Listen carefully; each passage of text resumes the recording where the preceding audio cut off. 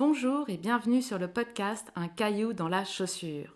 Nous avons aujourd'hui une question de Laurence qui est DG, qui se demande comment développer son portefeuille client alors même que le marché se durcit terriblement.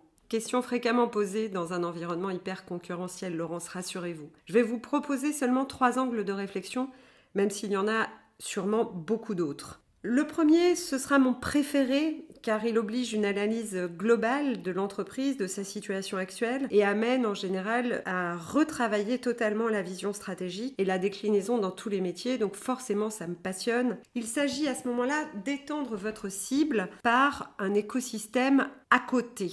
Travail qu'a fait par exemple Salomon, alors qu'ils ne développaient que la chaussure de ski, ils ont eu l'idée d'étendre la chaussure au trail tout en restant dans l'écosystème de la montagne. Magique parce que ça a été un énorme levier de croissance qui a étendu la cible, non plus seulement aux skieurs, mais aux randonneurs, aux coureurs, etc.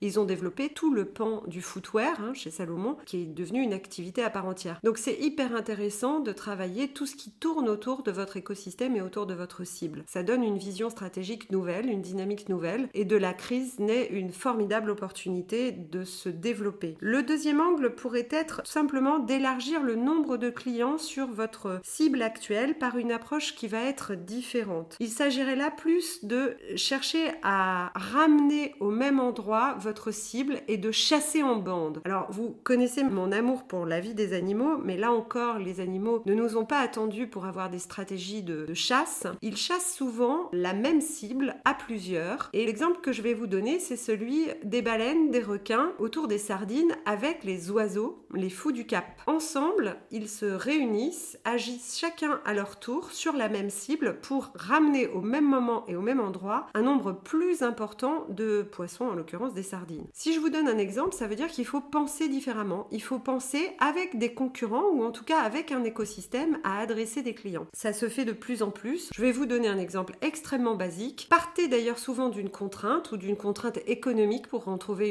une solution. On en a abordé une récemment avec un client qui fait des salons, qui me disait ça coûte extrêmement cher et de toute façon sur les salons il y a de moins en moins de monde et puis nos stands sont pas terribles, il faut énormément investir. Et bien voilà, si vous voulez augmenter, élargir le nombre de clients à cet instant T, par exemple en termes de chasse, vous pouvez très bien avec vos concurrents voir tout un écosystème là encore identique au vôtre, réserver un plus grand stand pour le salon et adresser les mêmes clients au même endroit mais en chassant en bande. De fait, le stand sur le salon vous coûtera moins cher et vous serez différencié, remarqué par vos clients. Troisième angle très intéressant à mon sens aussi, celui de valoriser votre offre. Alors valoriser l'offre ne passe pas du tout par la communication, le marketing dans mes mots, mais plutôt par un angle stratégique. Quel est votre point de différenciation? Quel est votre ADN? Et comment vous le mettez en valeur dans votre approche client? Trop souvent, les entreprises et l'équipe de direction cherchent à faire comme le marché amène à faire. Ce qui est extrêmement dommage parce que vous perdez votre âme, vous perdez votre ADN et de fait, vous perdez l'intérêt et vous êtes noyé dans la masse en fait, dans un environnement hyper concurrentiel. Rappelez-vous la phase pionnière où vous aviez assez peu de moyens, assez peu de clients. Et le marché était tout aussi concurrentiel. Simplement, vous croyiez tellement fort en votre point de différenciation et en votre parti pris que vous le poussiez en toutes circonstances. Peut-être s'interroger sur la présence de notre point de différenciation, notre parti pris en interne dans nos choix stratégiques, dans nos plans d'action commerciaux. C'est-il peut-être un peu éteint et il faudrait peut-être le remettre au goût du jour, le retravailler au quotidien dans vos axes commerciaux notamment. Voilà Laurence, j'espère avoir répondu à votre question. 3 angles, étendre votre cible en travaillant sur la notion d'écosystème, élargir le nombre de clients sur la cible actuelle en ayant une approche différente, c'est le fait de chasser en bande, et valoriser votre offre en remettant en valeur votre point de différenciation dans tous vos axes stratégiques. Eh bien, bonne chasse et pêche, et que la viande coule à flot! À très bientôt Laurence. Au revoir Laurence.